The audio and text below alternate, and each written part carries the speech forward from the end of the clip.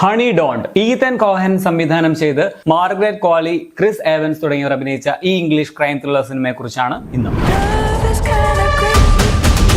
Honey ഓ ഡോണയു എന്ന ഒരു small town private ഡിറ്റക്റ്റീവിന്റെ കഥയാണ് ഈ സിനിമ പറയുന്നത്. ഒരു സ്ത്രീ ആ ടൗണിൽ കാർ ആക്സിഡന്റിൽ കൊല്ലപ്പെടുന്നു. അതിനെക്കുറിച്ച് ഹണി അന്വേഷിക്കുമ്പോൾ മനസ്സിലാക്കുന്ന കുറച്ച് കാര്യങ്ങളാണ് സിനിമയുടെ പ്ലോട്ട് എന്ന് പറയാം. കോഹൻ ബ്രദേഴ്സ് ഹോളിവുഡിലെ ഒരു മികച്ച ഇരട്ട സംവിധായകരാണ്. അവർ ഒരുമിച്ച് ചെയ്ത പടങ്ങളെല്ലാം കിടിലാണ്. No country for old man, Fargo, അതുമുതൽ 1984 ഇറങ്ങിയ ബ്ലഡ് സിമ്പിൾ വരെ എനിക്ക് ഫേവറേറ്റ് ആയിട്ടുള്ള സിനിമകളാണ്. ഇവരിൽ ഒരു സഹോദരനായിട്ടുള്ള ഈതൻ കോഹന് സ്വതന്ത്രമായിട്ട് സംവിധാനം ചെയ്ത ഒരു പടമാണിത്. പക്ഷെ നിരൂപകർക്കൊന്നും ഈ പടം റിലീസായപ്പോൾ US അത്രയ്ക്ക് ഇഷ്ടമാവാത്ത ഒരു സിനിമയാണെന്ന് തോന്നുന്നു. ഇറങ്ങിയപ്പോൾ ആർക്കും അങ്ങനെ വലിയ പോസിറ്റീവ് അഭിപ്രായം ഒന്നും പറഞ്ഞിട്ടില്ല. പക്ഷെ എനിക്കെന്തോ ഇവരുടെ സിനിമകളോടുള്ള ഒരു താല്പര്യം കൊണ്ട് മാത്രം ഞാൻ എന്തായാലും കാണണമെന്ന് വിചാരിച്ച ഒരു സിനിമയാണ്. പടം ഒരു ഓക്കേഷ് ത്രില്ലർ ആയിട്ടാണ് എനിക്ക് തോന്നിയത്. ഗംഭീര സംഭവമൊന്നുമല്ല, വളരെ സിമ്പിൾ സാധനമാണ്. ഒരു സാധാരണ ഹൂഡണി ടൈപ്പ് സ്റ്റൈലിൽ മുമ്പോട്ട് പോകുന്ന ഒരു സിനിമയാണ്. ഇവരുടെ ഈ വേൾഡ് ബിൽഡിംഗ് ഒക്കെ നൈസ് ആയിരുന്നു. ഇതിൽ ആ ഒരു ടൗൺ, അവിടുത്തെ ആൾക്കാർ, മെയിൻ ക്യാരക്ടേഴ്സ്, വില്ലൻ, ഇതൊക്കെ നല്ല രീതിയിൽ തന്നെ പറഞ്ഞു തുടങ്ങി. പക്ഷെ നമ്മള് തൊലി കളഞ്ഞ് ചെന്നിട്ട് ഒന്നുമില്ല എന്ന് പറയില്ലേ, അതുപോലെ ആയിപ്പോയി അവസാനം എന്ന് പറയാം. പക്ഷെ കിടു ക്യാമറ, കിടു ലൊക്കേഷൻ, നല്ല കാസ്റ്റിംഗ്, പിന്നെ പടത്തിന്റെ ലെങ്തും കുറവാണ്. ഇതൊക്കെയും ഇതിന്റെ പോസിറ്റീവുകളാണ്.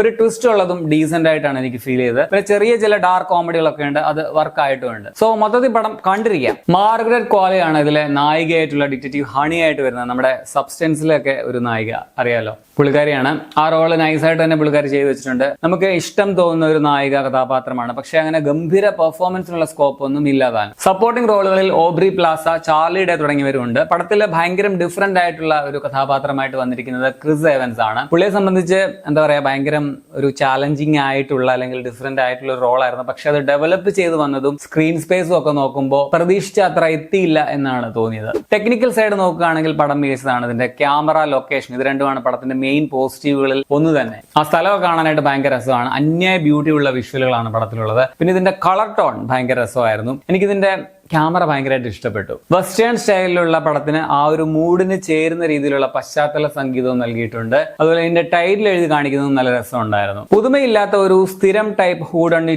ക്രൈം ത്രില്ലർ സ്റ്റൈലാണ് പടത്തിന് പാരയായിട്ട് മാറുന്നത്. ഒരുപക്ഷെ കൂടുതൽ ആൾക്കാർക്ക് ഇഷ്ടപ്പെടാതെ പോയത് ഇതിൽ ഹോമോസെക്ഷുവാലിറ്റി സപ്പോർട്ട് ചെയ്യുന്നുണ്ട്, അല്ലെങ്കിൽ ചർച്ചിനൊക്കെ എതിരായിട്ട് സംസാരിച്ചുകൊണ്ടൊക്കെ ആവും. അങ്ങനെ ഭയങ്കര കോൺസർവേറ്റീവ് ആയിട്ടുള്ള ആൾക്കാരാണ് നിങ്ങളെങ്കിൽ നിങ്ങൾക്ക് പറ്റിയ പടമല്ല. നിങ്ങൾ ഭക്ത കുചേലയോ അങ്ങനെ എന്തെങ്കിലുമൊക്കെ പോയി കാണുക. എനിക്കതൊന്നും ആയിരുന്നില്ല പ്രശ്നം. ഒരു ഭയങ്കര എക്സൈറ്റിംഗ് ആയിട്ടുള്ള ഒരു സ്ക്രിപ്റ്റ് ആയില്ല എന്നുള്ളതാണ്. ഇത്രയും നല്ല കാസ്റ്റിംഗ്, ആ ഒരു കഥാപശ്ചാത്തലം ഒക്കെ ഉണ്ടായിട്ടും അവർ നല്ല രീതിയിൽ അത് യൂസ് ചെയ്യാത്തത് പോലെയാണ് എനിക്ക് തോന്നിയത്. പ്രത്യേകിച്ച് ക്രിസ് ഏവൻസിന്റെ ഒക്കെ റോള് തുടക്കത്തിൽ ഞാനത് ഭയങ്കര സംഭവമായിട്ട് ഒന്ന് പ്രതീക്ഷിച്ചായിരുന്നു. അതിനുള്ള ഒരു സ്കോപ്പ് ഉണ്ടായിരുന്നു, പക്ഷെ അത് അത്ര ഗുമ്മില്ലാതെ പോയി.